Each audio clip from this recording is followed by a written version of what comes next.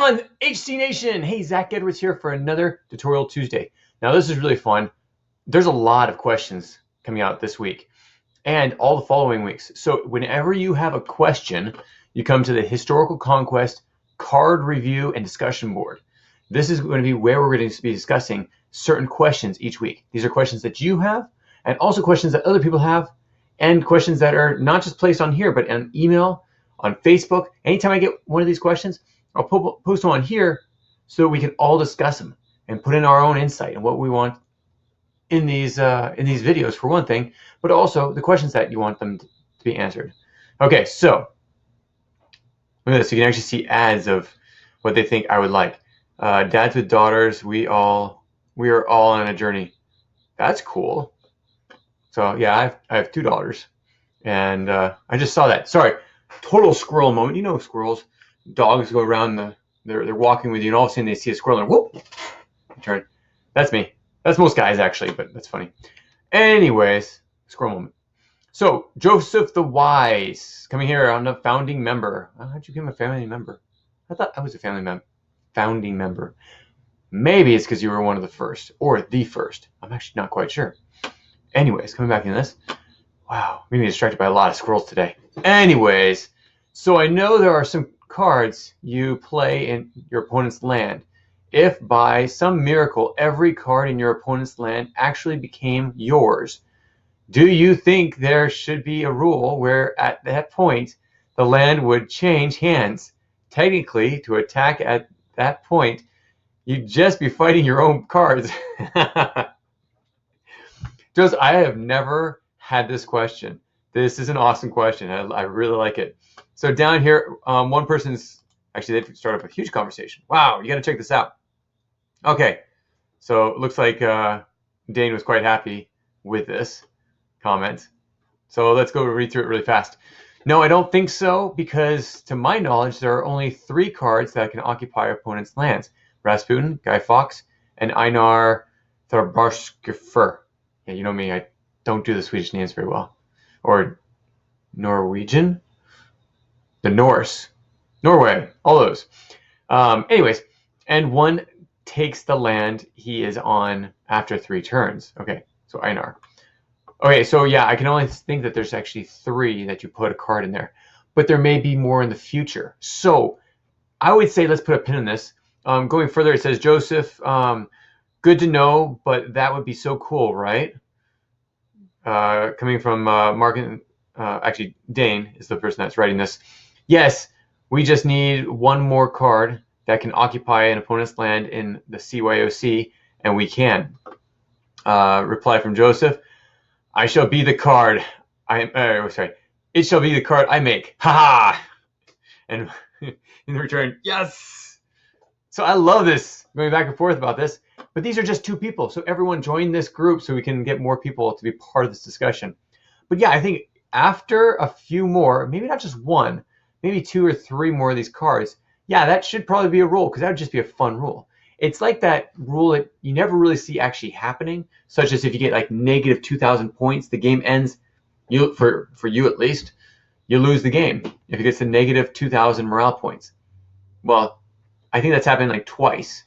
I was one of them, and I was at the convention with another one. So yeah, that's my say in that. As of right now, let's not do it, but coming up, yes. So let's put a pin in this. We'll come back to it later. So Mark and Joseph, or actually, sorry, Dane and Joseph, come back to us at a later time and ask this again. Now, Dane has a question. It says, this came up in a game where we were playing a while back. Say I play Einar Thorbarskjufur in an opponent's land, then another player plays the atomic bomb on it. Einar's ability says that he can only be discarded in battle, but the atomic bomb renders the land unusable. What happens? Does Einar stay or get discarded? Okay, so I should have posted the picture, so I'm going to post right here. Yeah, you guys actually get to see my work in action. Okay. So I'm going to open up my card library. This is so cool. These are all my cards. That's right, all the cards. Let's go to Einar. So he's a warrior. Come on. Okay, this is a big file. So, oh, I don't know if you can see this. Okay, so you probably can't see this. I'm going to be finding Einar as fast as possible so I can add him to this. That's right, because you cannot see what I'm doing per se. So he was in the miniature cards. No, that one. Okay, uploading Einar. Here we go. Yeah, you guys thought you'd be able to see all my cards. It's really cool, but I guess with this software you can't see it. So, posting it. Here is Einar the Great. I don't know if that wasn't his name, but I'm still doing it. Okay, where's the picture go? Okay, here we go. So we're opening this up. Boom, Einar. Hold. Place Einar in an opponent's land to fight on their side. If he remains there for 3 turns, he takes the land for his original owner. He must be killed in battle. Huh. That's a good question. Okay, so it's like I say, it's not a stump, but this might be worth some extra points. I give you 100 brownie points. I don't know. No, I don't think so. Yeah. Okay, take it from the literal stance. So when the rules do not cover something, use logic in it. The atomic bomb hits a land. What's going to happen? Everyone's wiped out. The atomic bomb says it's unusable. And I think in the rules, or at least in one of the other YouTube videos, we actually talked about how no one can occupy that land and no one can be removed from that land. So if no one can occupy the land that atomic bomb went off, Einar cannot occupy it. And so if Einar cannot occupy it and he cannot go to another land, he's wiped clean. So if someone uses an atomic bomb, then yes, they'd be able to do it. So I want, if I may, let's go really fast. I'm going to bring up the atomic bomb card. So let's go back, card library. We're going to go down to technology, 4th edition, JPEGs. Where is the atomic bomb? Atomic bomb! Added to the discussion. Here we go. Here, how are we going to label it? Here is the atomic bomb, the Great. I have no idea. Sorry, just being me. Okay, here we go. The atomic bomb. The atomic bomb renders one of your The atomic bomb renders one of your opponent's lands unusable for 3 turns, and all characters in that land must be discarded. Okay, this card actually says all character cards must be discarded.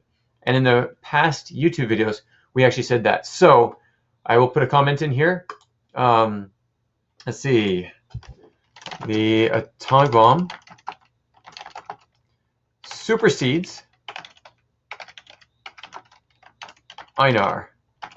Sorry, but he is a goner.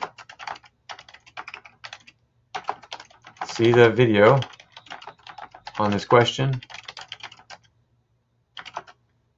for more information. Okay, and I missed a. There you go. Get my editing going. There. Boom. Done. Over here, I'm going to actually add a comment. Let's put a pin in this suggestion until we add 2 more characters that occupy an opponent's land. I wish I could type a little bit better. Land. There we go. Okay, those are the official rules. If you disagree, please come back and tell me why you disagree. I want to keep this discussion going for both these questions. Okay, now for 2 questions that were asked. This came from an ambassador. He actually asked us we have a Facebook group for just ambassadors, and this came from that. Had a question come up in a tournament on the Star of the West card. So this is Star of the West card. The card says interrupt, transport any one character from another land, to any land under attack. This card may move between lands once per turn. Okay, so now the question. The question was, do you have to take the character from one of your lands, or can you take from any of the lands on the battlefield? I know where this is going. There was a secondary question as well. If you can take from any land, can you take a character from the land attacking you? What would the official rules on this be? Okay, so here's the question. I mean, I think this is the bigger question. If you took somebody else's card without them wanting to come, so they're a reluctant person being carried on here, would that person sabotage the person attacking? I mean, if I was captured by Germany to fight on their side, and I didn't come and say I wanted to be there, I would probably sabotage everything in that land. So I don't know if you want to, because technically, if somebody came into, like the Civil War, if a Union soldier was taken by the Confederates to fight on their side, and he did not come willingly, such as like if Shakespeare took somebody, they're coming willingly because they like Shakespeare. They're coming willingly. If they're taken by a vessel, basically kidnapped, they would end up sabotaging you. So their strength, think of it this way, their strength would still be used against your land. Then if you kept them in that land, they would continue to sabotage that land. I don't think you want that person, because when you attack that country, they're going to be attacking you still. I mean, even if he's on your side. So, because he did not come willingly. Okay, so this is from Jeremy. He's one of our ambassadors. Jeremy, I think that might be the official. Okay, so if you kidnap an opponent's character that does not come willingly, can you use him on your side? Okay, so let's just say that all cards that come from like Shakespeare or any other card, they're all coming willingly. This one on the other side, on the other end, you're basically kidnapping him, and I don't think we have any kidnapping cards. We might have some that are close, and if we do, please tell me. We'll settle it up in this question. But can you use him for your side?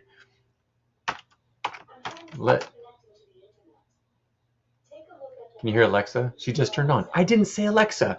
How does that happen? She's listening to you. Anyways, let's take this logically. If I was kidnapped to fight on Germany's side, I would become their saboteur. Okay, that's not spelled right. Saboteur. Okay, give me the right spelling. Yes, you can post it in here. I will fix it and I'll delete your post, but I don't know how to do saboteur and I don't want to look it up right now. So they would end up hurting you more than helping you. Are you willing to take the chance? Okay, now for everyone that disagrees with me, please post below. I'd love to hear what you have to say about this one. Okay, going on to the next one, the Wright brothers. This one came from Jonah H. I heard Trace talking about blacklisting cards like shipbuilding, but are there any others? I think some of the abilities like old Wright brothers should, because it theoretically takes all opponents' characters. Also, please don't blacklist Amos Fortune, which is one of the cards that everyone's talking about blacklisting. I think it is extremely powerful, but it is a creative ability that is great to have in the game. And I don't even own one. So Amos Fortune, if I remember correctly, it is a rare card. So if you have it, it's because you were part of the rare card earning program or gone to the tournaments and got it. Maybe you got it from a package that I sent to you. So it might be extremely powerful, but it's also extremely rare, unless I've got it wrong. Do I have it somewhere else? Sometimes I need help. I'm getting old, you know. I'm selective memory. But just so you know, okay, these are the three different versions of the Wright brothers. So originally it said, due to their flight innovations, increase your morale by 200, increase your strength by 300. Some people wanted transportation abilities, so we did this one. Increase your morale and strength by 200. Once you may move any character, one character, or army to any land regardless of continent. Okay, this goes back to the exact same question from the last one, the Star of the West. Okay, this is going to be fun, so let's do this. But hold on one second. And then the final one, this is the final edition of the Wright brothers. We might change the image at some point. I mean, do you want me to change the image? It's a little cartoonish. Our style has changed a little bit. I actually like the picture, so you can give me some insight on that. But it says increase your morale by 200. You may move any character or army to any. An army is capital A, character is capital C, so it means one. It means it's a specific. To any land, capital L, regardless of continent. Increase your strength by 300. So this does not allow you to grab as many opponents' characters, but it does allow you to bring one. Okay, so let's bring this up. From Star of the West, same question basically. If I kidnap someone, so let me steal some of this. If you kidnap an opponent's character that does not come willingly, can you use them on your side? Let's say, logically, if I was kidnapped to fight on Germany's side, I'd become a saboteur, however you spell it. So they would end up that person that you stole, the character, would end up hurting you more than helping you. Are you willing to take the chance? I'm going to put that exact same post. Sorry, I know I'm posting it twice in two different places. You might see one, you might not see the other. And somebody is calling me. Oh, and I cannot talk to them yet. Okay, so this is the point. I'm going to post this question here. And then the second one, can they take as many people as possible? So because the words character and army are capitalized, that means you can only take one. The capital letter specifies singularity and a topic. At the top right hand corner of the card. So to say not a topic, the topic of a card at the top right hand corner. Yep, there we go. Okay, please tell me what you think. Love for you to add on to that. Okay, and the last question. Again, I said there was gonna be a lot of questions today. This one's the CYOC contest questions. So the contest has changed a little bit over the last 5 years that we've been doing this. So this is the 6th year. The first question, should we have our illustrations on the card when we present them to the public? Okay, so we pick our top 12 of all the entries, and now there's like already over 100 entries. So this is really cool. We have over 100 entries in there. And so this, and I don't know exactly how much, I haven't looked at it in about a week. So at that point, there was over 100. And that was what? 10 days into the contest. We still have 2 months left. So keep adding on. Love to see all your insight because, again, we'll use them for cards in the future, even if we don't pick them in the top 12. So the process is we have a meeting with all the people attached to our office. We then pick the top 12 cards, the top 12 entries from the history, from the abilities, from the people themselves. And we present our top 20. Each person gets to present their top 20 cards that they're interested in. Then we take from those and we discuss them, and we basically come down to the top 12 that were picked between all of our group. Now, out of a few hundreds, it's a long, long process. So we get them December 1st. Then we basically choose by December 3rd, 4th, or 5th. I mean, it takes a few days to read through them. because again, we have full-time jobs. This is my full-time. A lot of our ambassador coordinators and our historians have other jobs as well. So it usually takes us about 3 or 4 days to go through the whole list. And the more you do, the longer it's going to take, which please, as much as you can, keep adding them on there. But so it goes up to about the 5th. Then if we push this out to all the illustrators, it would take basically, if we did it to all the illustrators, it would take about maybe 7 days. Each person would have about 2 to 3 cards. So I could probably get like 6 different illustrators to make illustrations.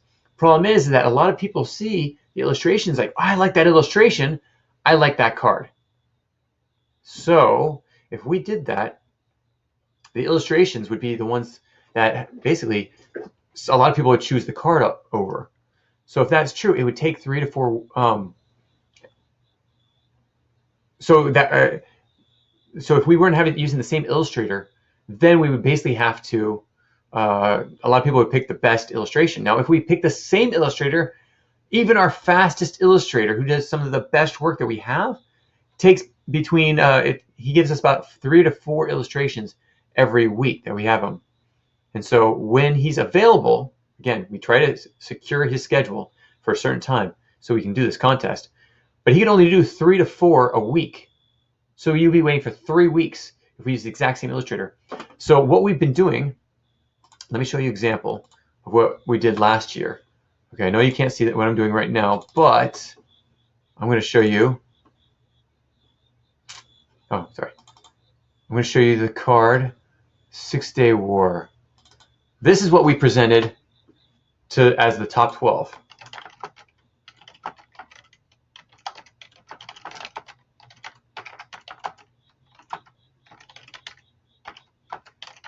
Shown to the public.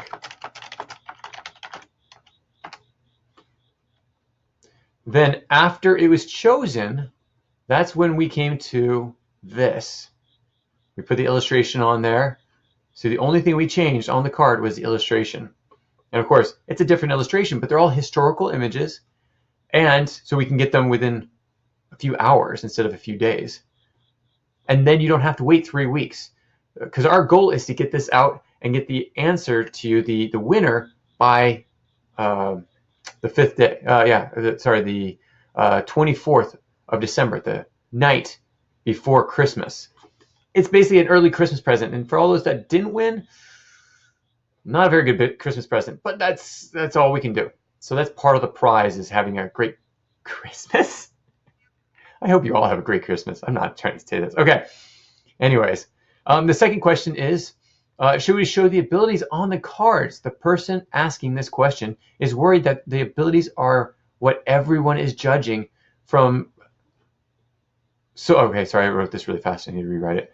So those with amazing stories and not very good/strong abilities will lose out. Should we post them? Okay, so this is a question for you. Should we post the abilities? This section, which was created by those that submitted the entry, should we submit them?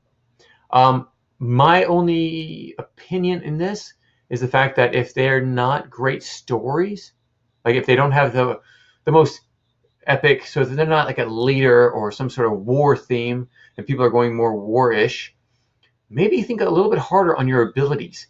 Don't give them abilities that just say increase your morale by 300, because everyone has increase your morale by 300.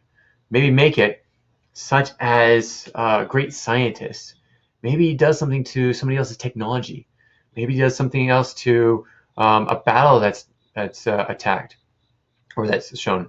Give them some different kinds of abilities to make it so people will actually go after that card. And wow, that's a really amazing ability, even though he's an author or a musician or artist. People that don't usually have these epic abilities.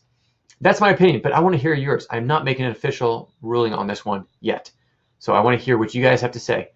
Now, the last one is the question from another participant asked if we can post a master list with all the abilities of the past so we don't repeat, and or they can make them better than the cards not available. Okay, the one thing I have about this thing is that those that play the game the most get a little bit of a leg up or a hands up or a help, because they know the abilities and how they play, and they know the interaction. So the more you play, the better you're going to be able to do on creating cards. Because if you're not a person that actually plays, or a person that has only played one time, then the abilities are not going to have the full essence of the game. So if you haven't played that much, go on our tournament page and start up some virtual tournaments. Go on there and play with some people that are in Washington State. If you're in Florida, or if you're in California, play with people in Maine. Play with people virtually so you can get to know the game as well as possible. Because then you'll actually learn all the abilities that are in there. A lot of them repeats. There's a lot of different things that are going on. But again, I'm not doing an official ruling on this one. I just posted this one. As you can see, I posted it 28 minutes ago. So no one's been able to reply to this. I want to hear what your insights are. So thanks so much for joining me on this Tutorial Tuesday. I know it was a long one, but hopefully you got a lot out of it. We had a lot of questions. Thank you to Connor for this question. And I'm trying to remember who submitted this. Let's see, question number 2. I don't know, but thank you for doing that. Over here, Jonah H., thank you so much. Dane and Joseph, we'll get to them. Ambassador Jeremy, thank you so much for submitting this question on our other page. Dane for submitting all this information, or this question. I love that. It was really fun. And then also Joseph as our founding member. Sweet. That is a title to keep. Thank you for submitting this question. Everyone that's listening, please put in your insights. Join this group so we can get as much insight as possible. And we'll catch you next time. Thanks so much, and have a great day. Bye.